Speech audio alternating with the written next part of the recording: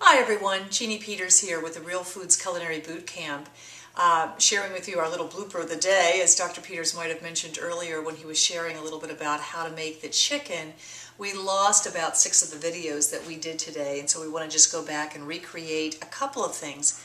What I wanted to share with that was my real desire to impart to you today was how important it is to have a plan for the week.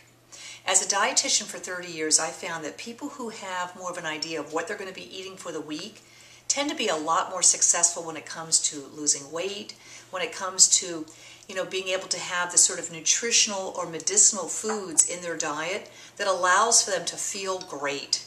And so I really want to encourage you to think about the idea of meal planning, but even taking it a step further and thinking about maybe a 2-hour time block, either on Saturday or Sunday, that you reserve for cooking several foods at once that can then be used over the course of the week.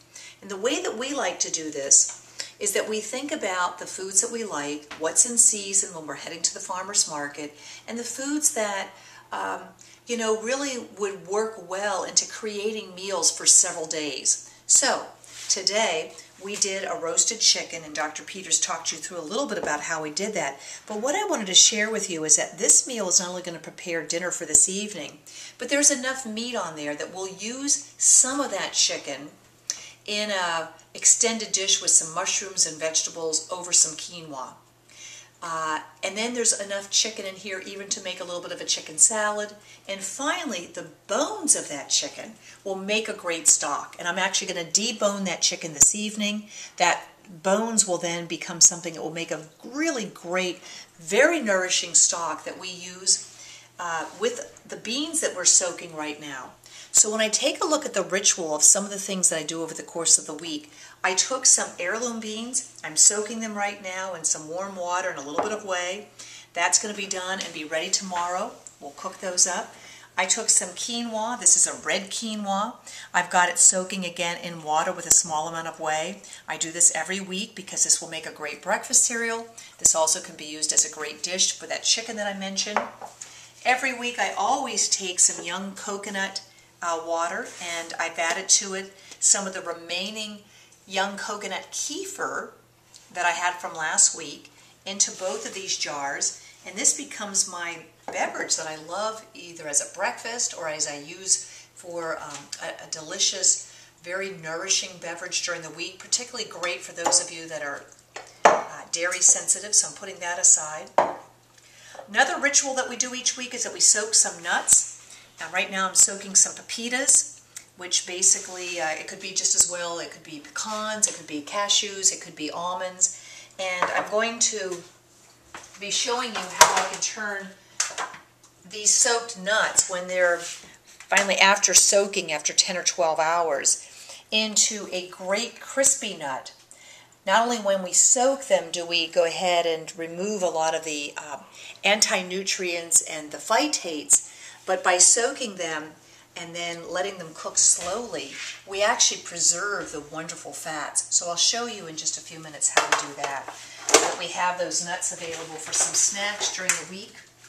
So, and then the last thing I wanted to show you was, every week I always like to do some kind of a roasted vegetable dish. Tonight I did a ratatouille, and I used the vegetables of the season. So I took some onions, lots of basil from our garden, some fresh tomatoes, some delicious squashes, and a big eggplant. And to that, I chopped those up. And to that, I added 1 can of crushed tomatoes with basil. It was a 28-ounce can. And then I also added 1 can of diced, and if you could find a diced tomato, this one happens to be with some fire-roasted chili, so it gave it a little bit of a kick. So I put all of those into a pan, and I cooked it at the same time that I was cooking the chicken. The only thing that I did is I seasoned it with some fantastic basil, and I made that basil in a pesto. And I want to just show you real quickly just how I do that. So I took my little magic bullet, which I love very much, and in that magic bullet I had chopped up some fine garlic, maybe about 5 cloves of garlic. And the reason that I do the garlic is because I really like to be able to have not only the kick that you get from the garlic, but garlic by its nature, it's antimicrobial, it's antifungal, it's antibacterial. It's a natural antioxidant. It's phenomenal for keeping the good, healthy bacteria in your gut alive and friendly. And it's a great way of being able to keep like candida and other pathogenic bacteria in check. So it's a wonderful thing to be adding, and it'll give a great kick to that roasted vegetables. So I put a couple of those in. I've got right now some dill that I'm going to put in here. I've got a lot of leftover parsley from my garden, and then I've got quite a bit of basil, and I'm going to just take some of the leaves off of this and pop that in here. And I'm only putting enough in here that I can use for, let's say, maybe the next couple of weeks. So I'm going to put this in. Let's get every last little bit of goodness in here. And then the oil that I'm using is just an organic olive oil, and I'm putting enough just to cover it. And honestly, in this particular thing, we're not worried about how much oil we're using. We just want enough to be able to cover it and coat all the greens so that you have basically this emerald goodness that you can use in various ways.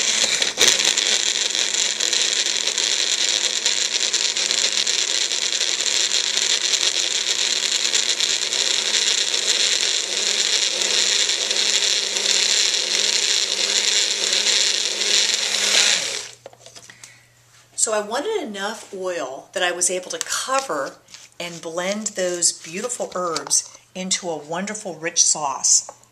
And if you can see, this sauce has just, basically pureed all the herbs. And now this is something that I can put into a jar. I can leave this in the refrigerator, and that will stay beautiful, bright green like this for a good couple of weeks. I love to use this after I've cooked my wonderful vegetables. So I'm going to just drizzle a little bit of this on these vegetables right now so that I can give you a little sampling flavor-wise. So this is adding just intense flavor. I'm not using a lot. These vegetables were very low in calories, so a little bit of this oil-infused herbs like that is going to give a fantastic flavor.